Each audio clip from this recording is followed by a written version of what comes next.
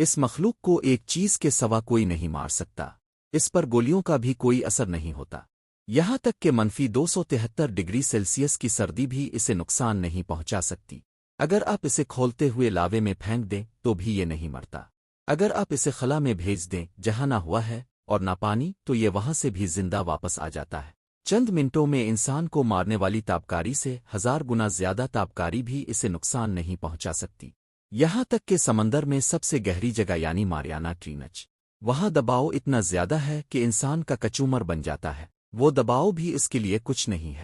اگر آپ اس کا کھانا پینا مکمل طور پر بند کر دیں تو بھی اس پر کوئی فرق نہیں پڑتا، کیونکہ یہ بغیر کھائے پیے بھی 30 سال تک زندہ رہ سکتا ہے۔